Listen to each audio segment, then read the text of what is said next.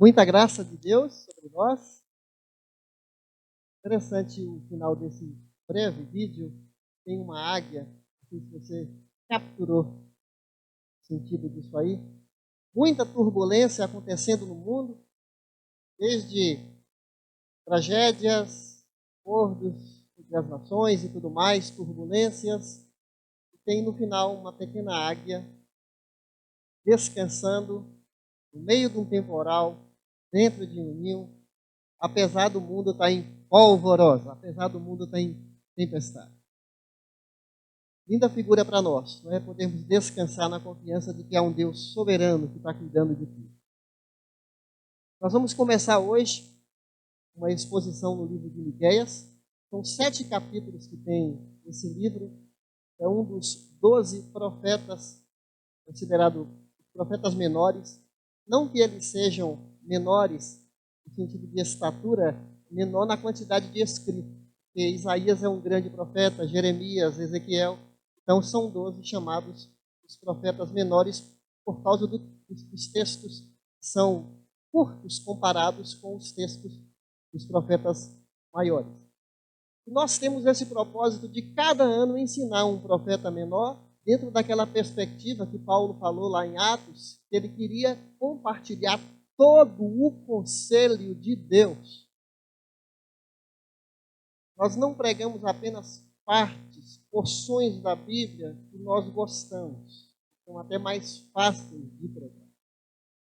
Nós queremos pregar tudo que a Bíblia fala, porque é uma carta completa de 66 livros, e cada um deles é extremamente relevante para nós. E hoje nós vamos começar em Miqueias. Eu quero começar com uma pergunta. Você acredita mesmo, lá no seu íntimo, que haverá um julgamento divino, um julgamento futuro? Lá no seu íntimo.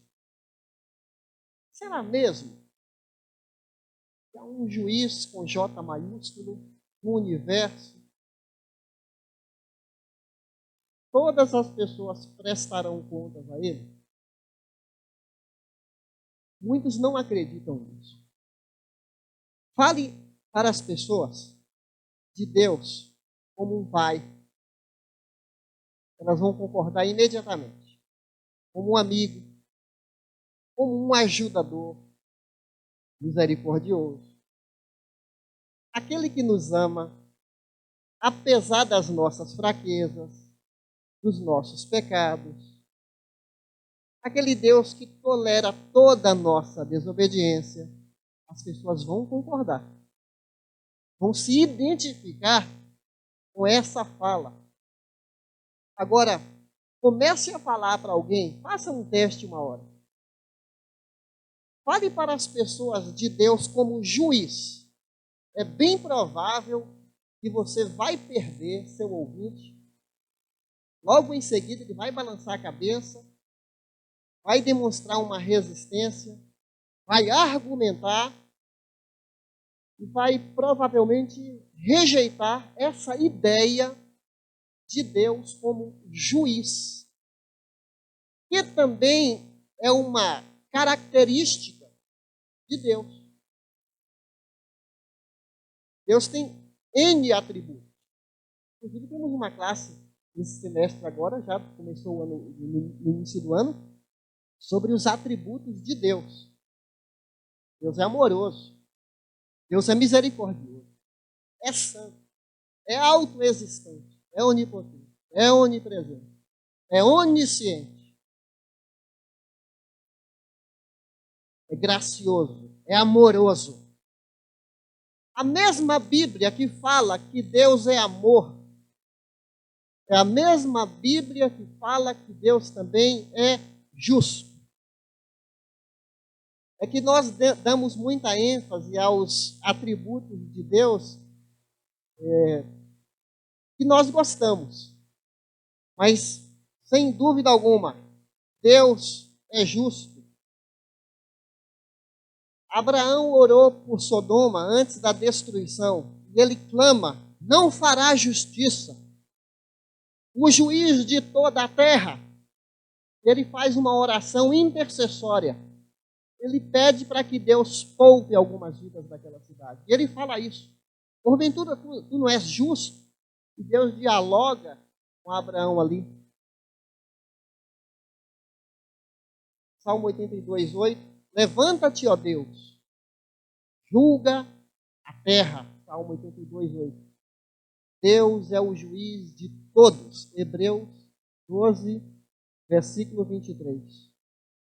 O Salmo 145, 17 vai declarar: justo é o Senhor em todos os seus caminhos, e Ele é bondoso em todas as suas obras. Salmo 145, versículo 17.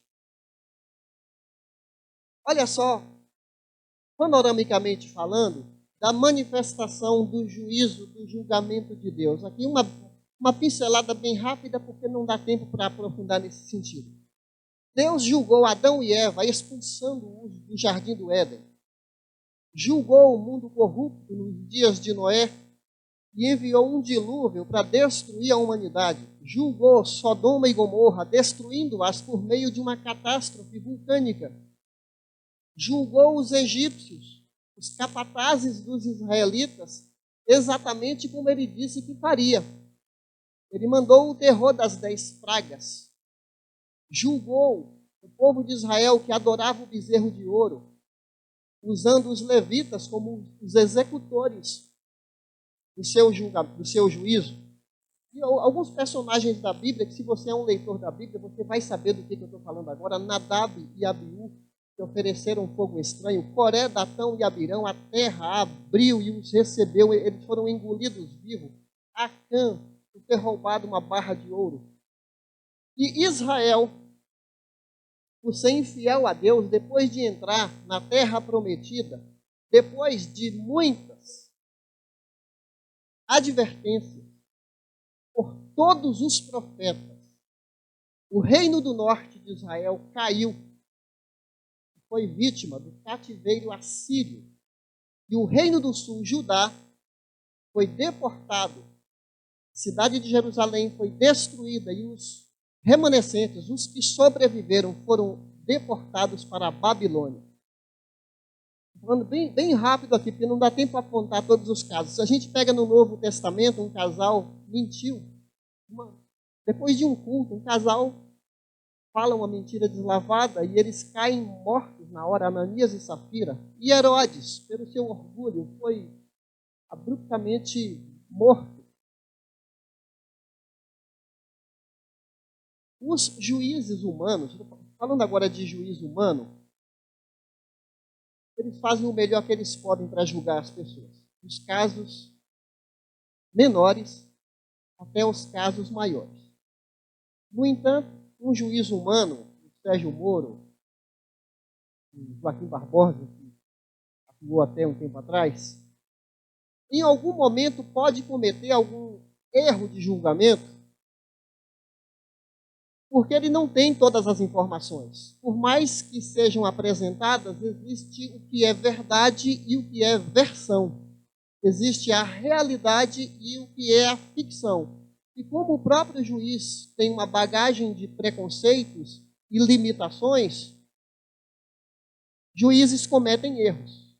Vocês sabem, de vez em quando, acontece aí casos de uma pessoa que é julgada, é condenada, passa anos na prisão e depois descobre-se que a pessoa era inocente. Uma injustiça cometida por aqueles que julgaram. Esse pensamento de que há um juiz do universo, um juiz supremo, um verdadeiro juiz, que leva em conta os pequenos detalhes da nossa vida. Um juiz que toma decisões. Eu não sei você, mas só pensar em Deus assim como juiz dá um certo tremor na gente. Enquanto eu estudava esse assunto, porque há uma autoridade suprema que nos observa, que está atento. Nada é escapável aos olhos daquele a quem prestaremos conta. Nós, humanos, cidadãos brasileiros, cidadão de qualquer país, você espera, você gostaria que a justiça seja feita. Até tem um símbolo da justiça, né? Aquela estátua com a venda nos olhos e com a balança, dando a ideia de imparcialidade.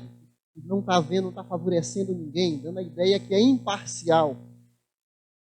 Nós esperamos que a justiça seja feita. Não dá para imaginar um mundo sem a justiça, sem o juiz, sem os defensores.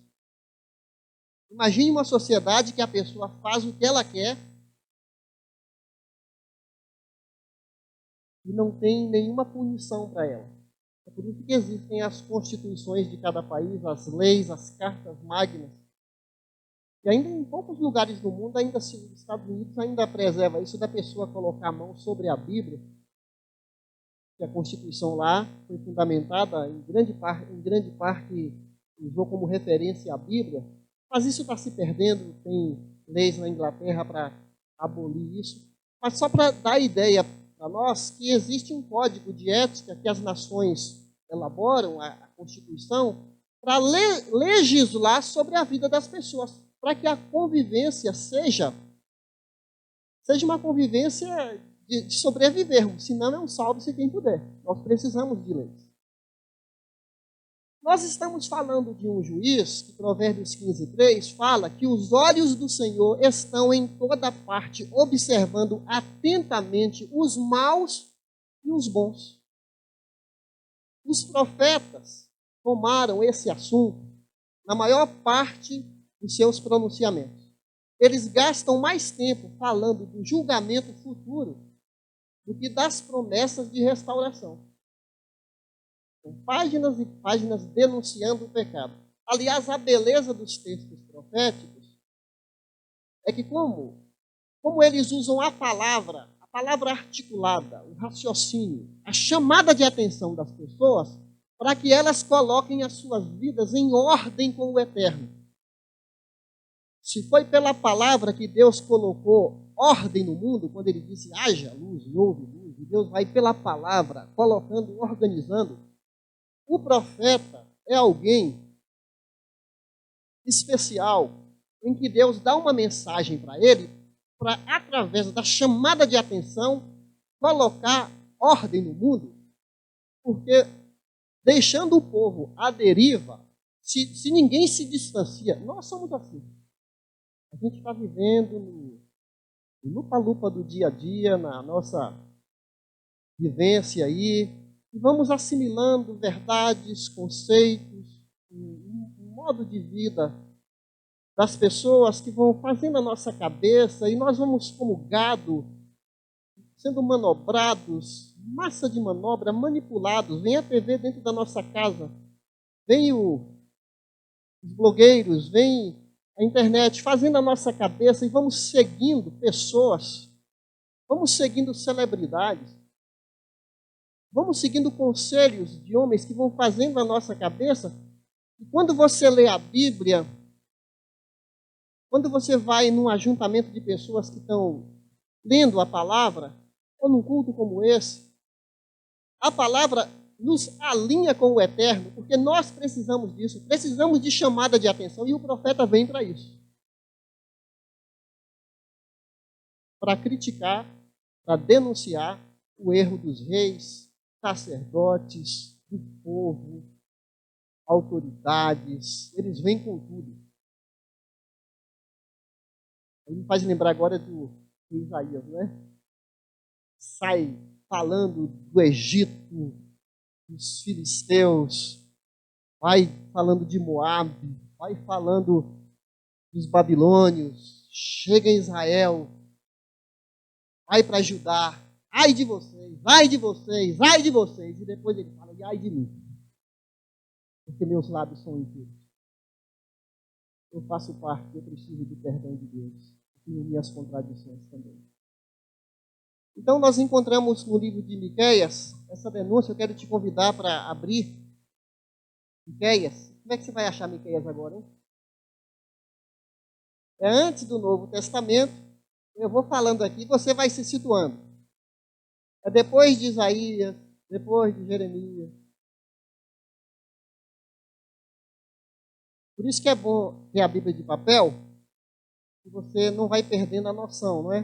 Quem está só no aplicativo fica muito dependente. O dia que pifar o seu celular no culto, como é que vai achar na Bíblia de papel? Então é bom de vez em quando Oséias, Joel, Amós, Obadias, Jonas, depois de Jonas, Miqueias, bem antes de Mateus aí, os livros.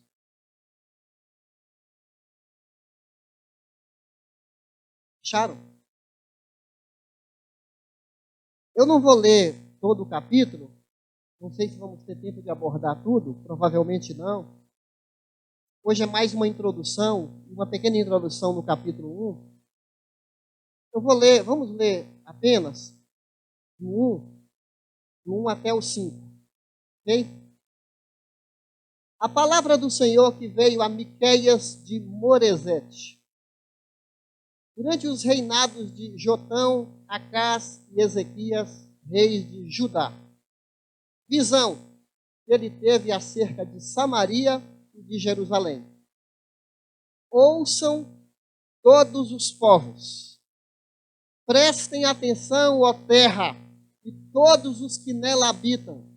E o Senhor, o soberano do seu santo templo, testemunhe contra vocês.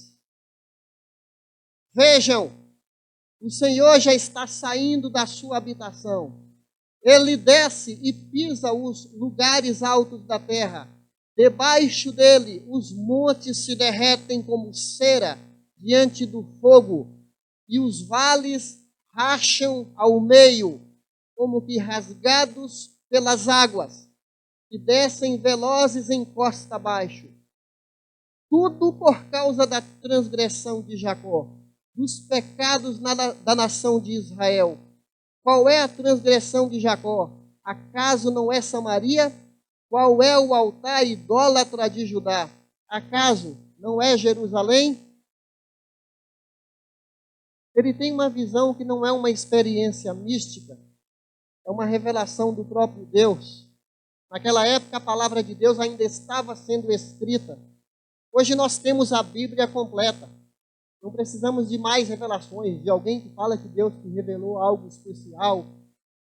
Toda revelação bíblica é suficiente para nós e ela já está completada. O que nós precisamos é conhecer, porque Jesus falou: errais, não conhecendo as Escrituras, nem o poder de Deus. Eu espero que cada um de nós aqui tenha o propósito de ler o Antigo e o Novo Testamento inteirinho. Vai facilitar muito a vida de nós pastores. Você conhecer a Bíblia inteira, a sua aprendizagem vai ser muito melhor, porque quando a gente mencionar certas situações, você já leu, você já passou por aquelas passagens, o seu conhecimento se amplia demais. Quem é Miqueias? Esse nome Miqueias significa quem é comparável ao Senhor. Nome lindo, hein? Quem é comparável ao Senhor? Já dei uma sugestão de um nome aí para mais um bebê. Quem se habilita aí? É um nome lindo, gente. Para os pais do Miqueias terem dado esse nome para o filho, já está mostrando para nós os pais que ele tinha, não é? Colocou um nome. Para o judeu, o nome tem muito a ver com a personalidade, com a sua missão, com a sua vocação. Diferentemente de nós, nós colocamos o nome quando a gente acha bonito. Os judeus colocavam o nome conforme um contexto, uma situação, uma experiência, uma gratidão. Aí colocaram o nome desse menino. Ninguém é igual ao Senhor, nosso Deus. E ele carregava a responsabilidade de cuidar desse nome. Gente, eu vou mostrar aqui de maneira panorâmica para poder nos aguçar no desejo de estudar esse livro e sabermos o conteúdo desse maravilhoso livro que não está na Bíblia por acaso. Então, aqui é um breve panorama dos assuntos que ele vai tratar. Julgamento, os pecados de Israel, os proprietários de terras, líderes religiosos e políticos abusadores do poder.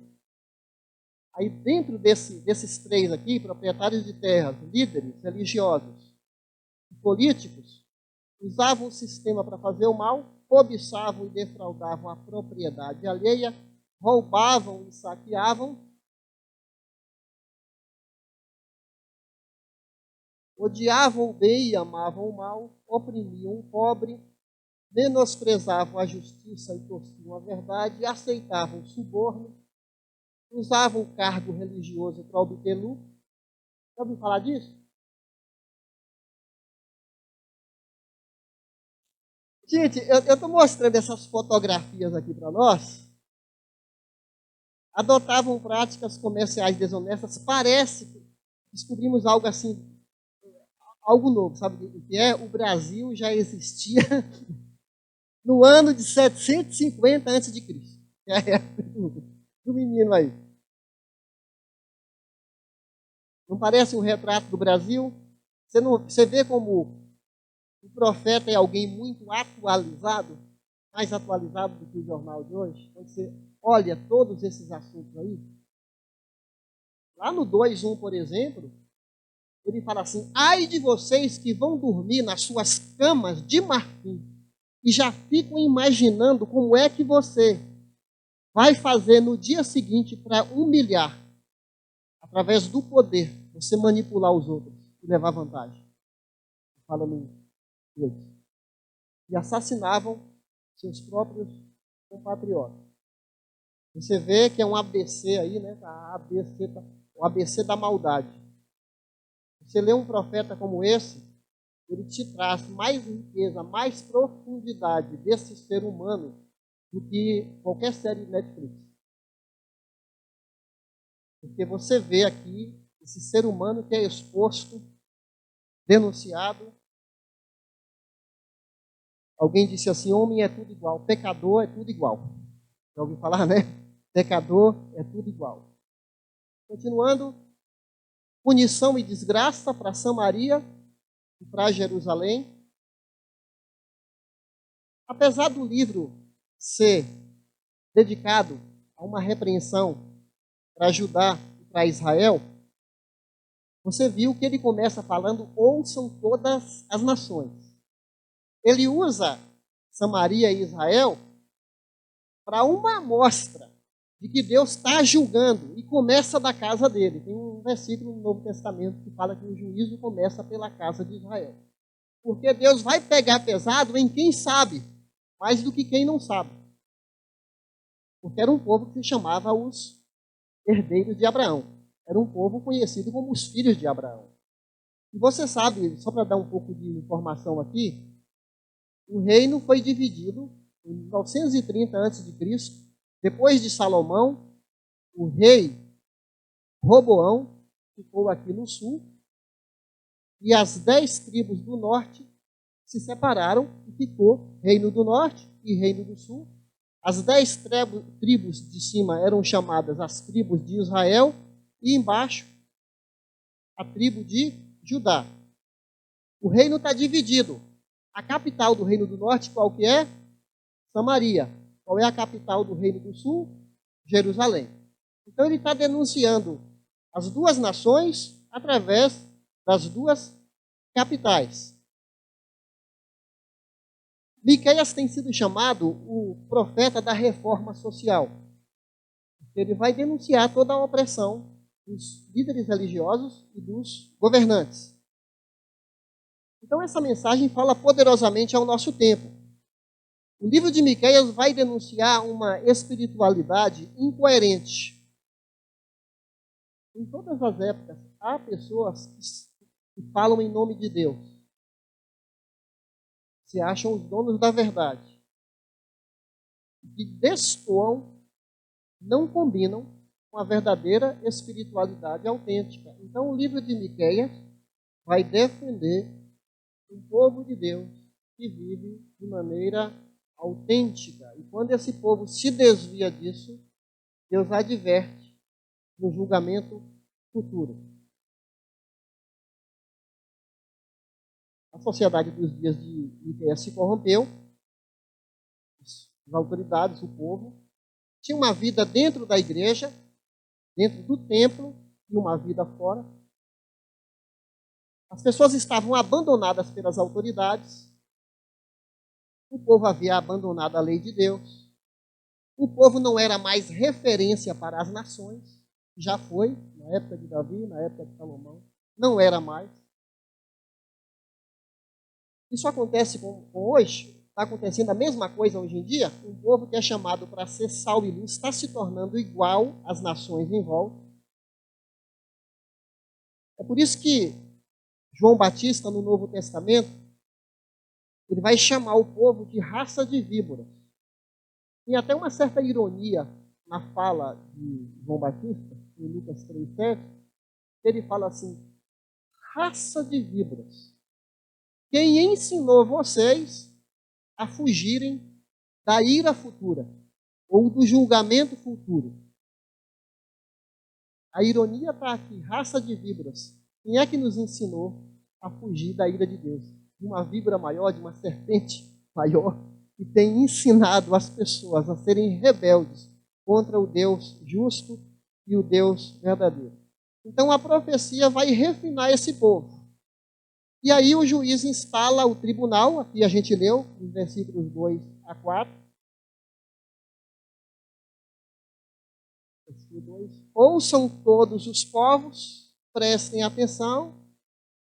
Deus está instalando aqui um tribunal em que Deus tanto é o juiz, o soberano, quanto ele também é a testemunha das acusações.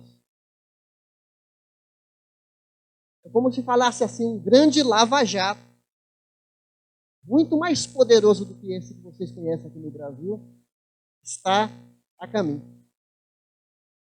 Se a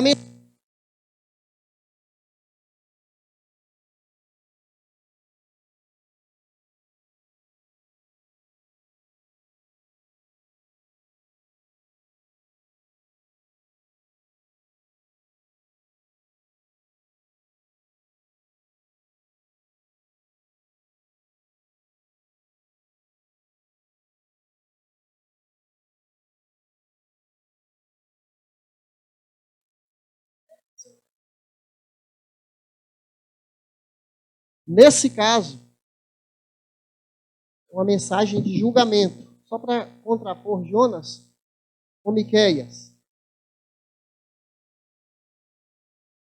E Deus convoca todos os povos para prestarem conta, prestarem atenção no que ele vai falar. E tem uma linguagem profética aqui que quando Deus chega, nada se sustenta. É uma linguagem equivalente à de Isaías, que era contemporâneo de Miqueias. Uma linguagem parecida com o Apocalipse. E quando Deus pisa na terra, tudo vai se dissolvendo. É um juízo inescapável, ninguém consegue fugir dele. É uma figura de terror.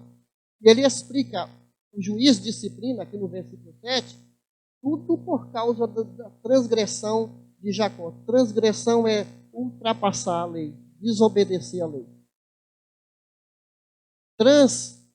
É que transborda, que vai além. Gressão vem de pisar, uma palavra latina. Transgressão, você pisa onde você não deve, você vai além, você desobedece. E ele fala transgressão de Jacó, porque é uma maneira de se referir a Israel, porque Jacó é a mesma coisa que Israel. E é tanto assim que ele repete dos pecados da nação de Israel, e depois ele fala qual é a transgressão de Jacó, acaso não é Samaria, que é a capital, e qual é o altar idólatra de Judá, acaso não é Jerusalém, a capital? E aqui dentro do contexto a gente vai ouvir a idolatria, a imoralidade e a injustiça social são as três situações que atraíram a ira de Deus. O julgamento é prometido para ambas as capitais. O que tem a ver conosco hoje? Israel e Judá são descendentes de Abraão, se achavam herdeiros fiéis, guardiões da fé, achavam que Deus era tolerante com o erro. O que tem a ver conosco? Será que nós também não temos ídolos humanos? Referências para nós?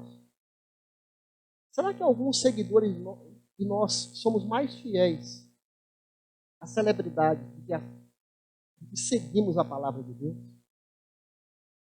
Será que os índices de divórcio que têm tomado conta das igrejas nos Estados Unidos, dentro das igrejas, ultrapassou o divórcio, os índices, mais do que lá fora das pessoas que não conhecem a palavra? Nós estamos assimilando o mesmo modo de vida das pessoas com as quais convivemos. Somos consumidores como eles. Nós somos tolerantes com uma sexualidade liberada. Nós não temos mais aquele desinteresse, de um modo geral, pela palavra, ou para com os pobres, ou para com o evangelismo. Estamos com uma motivação muito baixa para o evangelismo. Ao invés de ser inspiradora a igreja, nós temos nos tornado como iguais. E ele está dizendo aqui, por isso, versículo 6, farei de Samaria um monte de entulho, um campo aberto, um lugar para a plantação de vinho.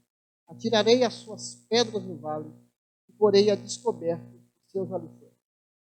Não existe mais Samaria. Israel ainda tem ruínas de um tempo antigo. Samaria foi totalmente destruída. E a Síria invadiu esse país, levou os seus habitantes para a sua região e misturaram os povos. Daí que surgiram os mestiços, que são os povos samaritanos. Quero ler com você aqui o cumprimento dessa profecia, que ele estava vivo ainda, Miqueias. Mantenha a sua Bíblia aberta, vamos ler em 2 Reis 17. Onde que está Reis? É antes de Salmos, antes de Crônica. 2 Reis 17.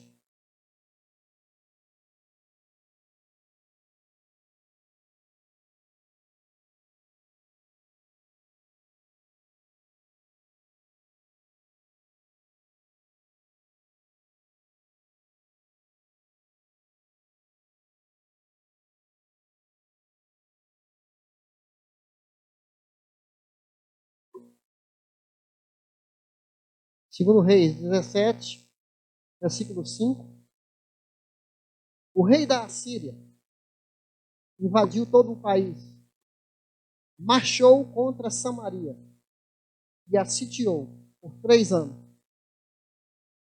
No 9º ano do reinado de Oséias, o rei assírio conquistou Samaria e deportou os israelitas para a Assíria. Ele os colocou em Hala, em Gozã, do rio Abor, da cidade dos Medos. Versículo 7. Tudo isso, olha só, gente, tudo isso aconteceu porque os israelitas haviam pecado contra o Senhor, o seu Deus, que os tirara do Egito. No versículo 15, rejeitaram os seus decretos, a aliança que ele tinha feito com seus antepassados e as suas advertências. Seguiram ídolos inúteis, tornando-se eles mesmos inúteis. Imitaram. Dá para a gente grifar bem essa palavra. Imitaram as nações ao seu redor, embora o Senhor lhes tivesse ordenado, não as imitem. A igreja tem uma grande capacidade de assimilação dos costumes contrários ao que ela aprende. Eu quero abrir um parênteses aqui. Eu já comecei falando. A mesma Bíblia que diz que Deus é amoroso, diz que Deus é justo. Olha nessa passagem aqui que eu vou ler, não precisa você ler, Moisés falando com Deus, Êxodo 34. Senhor, Senhor, Deus compassivo e misericordioso. E já tem 2 atributos. Paciente, 3º atributo. Cheio de amor, 4º atributo. E de fidelidade, 5 atributos. Que mantém o seu amor a milhares e perdoa a maldade, a rebelião e o pecado. Contudo, não deixa de punir o culpado. Êxodo 34, 6 e 7. Deus não inocenta o culpado. Porque não pode, como juiz. Nós não esperamos de um juiz que ele seja justo. Esse Êxodo 34, 7 fala que Deus não inocenta a pessoa culpada. Então, há uma má notícia na Bíblia. Uma má notícia e uma boa notícia. Qual é a má notícia? Aos homens está destinado morrer uma só vez. E depois disso vão enfrentar o julgamento, o juízo. Hebreus 9, versículo 27. É uma má notícia. Por outro lado, Deus fez de tudo. Fez de tudo. Mas para Ele nos dar justiça, alguém teve que pagar um preço. Para Ele nos inocentar. Alguém foi o fiador. Quem foi? Jesus. É por isso que Jesus falou: quem ouve a minha palavra e crê naquele que me enviou, não entrará em julgamento, passou da morte para a vida. É possível escapar do julgamento final? É. Como assim? Quem deposita a confiança em Cristo, porque Romanos 5,1 vai falar: justificados pela fé em Cristo, temos paz com Deus. Ele nos torna justos por causa da justiça de Jesus. Ele acredita em nosso débito o crédito de Jesus, como se Jesus obedeceu em nosso lugar. Então, é uma boa notícia. Por isso que evangelho é uma boa notícia. Mas não apenas que Deus nos salva e nos deixa continuarmos vivendo da mesma maneira. Por isso que João Batista, naquele mesmo texto que eu mencionei antes, quando ele fala raça de víboras, as pessoas falam assim: o que é que nós faremos? E agora? Somos mesmo, somos pecadores. Mas e agora? Produzam fruto de arrependimento. Em outras palavras, mudem de vida. A mesma linguagem dos profetas. Mudem de vida. Então há uma boa notícia. E o profeta vai lamentar, porque não há, da parte do povo, uma disposição de arrependimento. E voltando para Miqueias, ele vai andar descalço, ele vai chorar. É uma palavra dura, mas vem de um coração, de um homem quebrantado. E isso ensina muito para nós cristãos, que nós não podemos ter uma palavra dura perante as pessoas, mas uma falta de sensibilidade para com elas. Porque mesmo a verdade precisa ser dita, mas nós nos colocando debaixo do mesmo patamar. Porque nós não somos justos na nossa essência. Então aqui nos versículos 8 em diante, por causa disso chorarei e lamentarei, andarei descalço e nu. Eu uivarei como um chacal, gemerei como um filhote de coruja, pois a ferida de Samaria é incurável e chegou a Judá.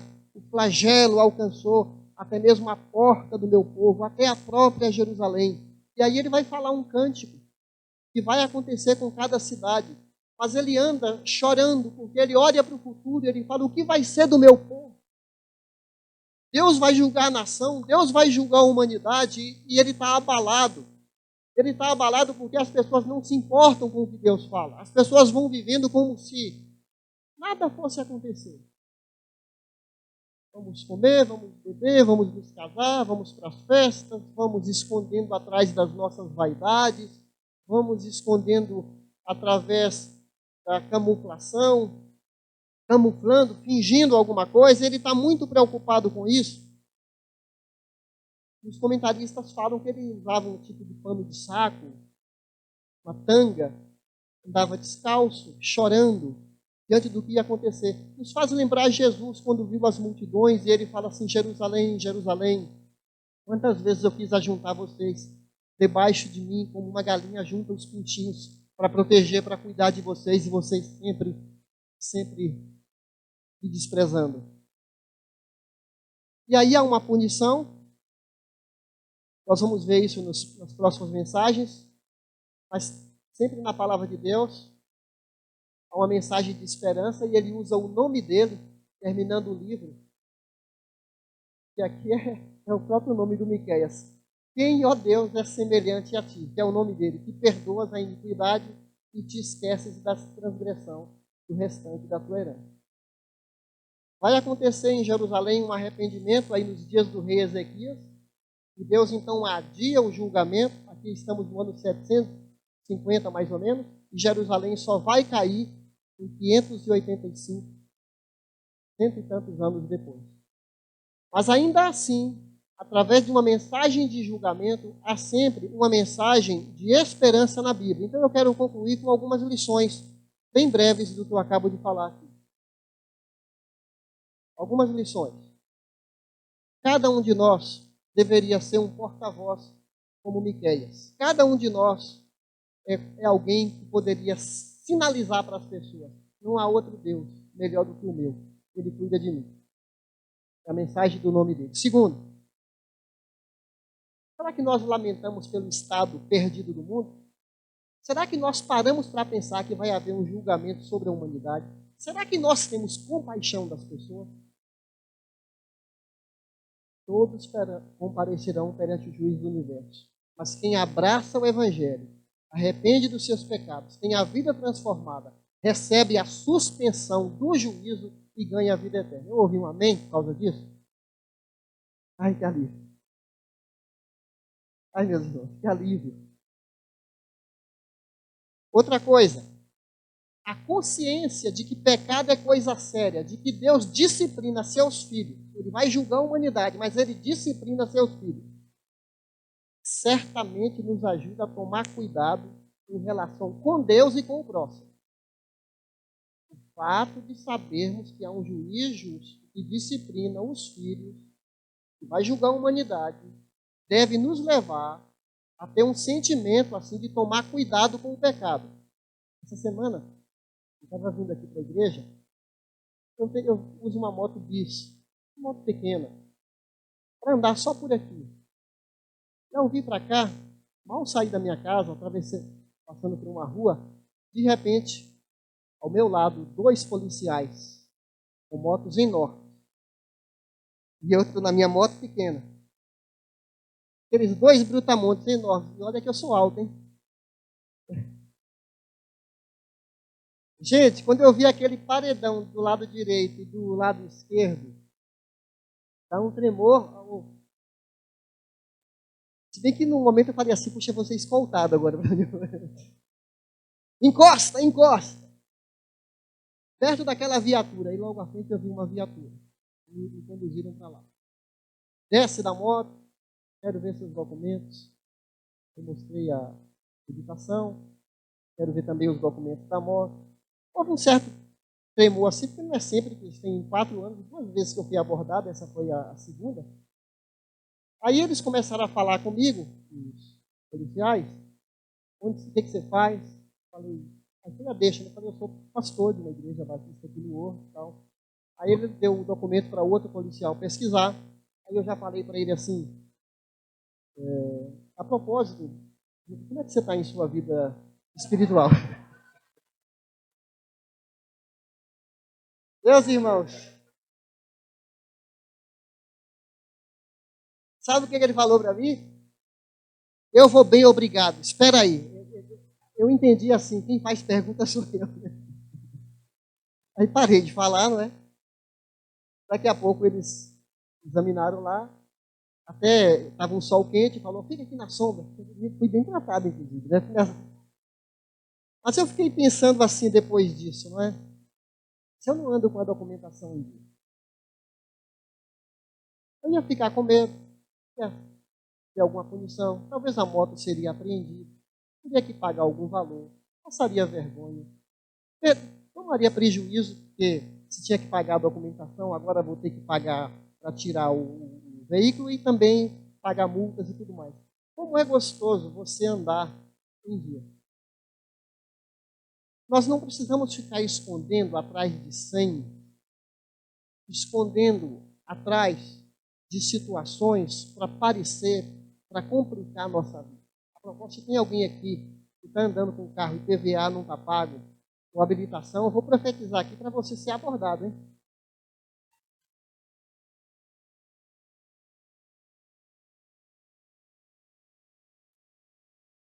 Meus irmãos, é sério. Isso é sério. Ou então a gente não tem o carro. Se você não pode pagar, não tenha o carro. Não é verdade? Não combina a gente falar de coerência de vida. Não combina. Eu estou dizendo isso, meus irmãos, para a gente. Tem um texto antigo 5 votos para obter poder espiritual. Um deles, do A.W. Tozer: trate seriamente com o pecado. Não fica fazendo uma vida escondida.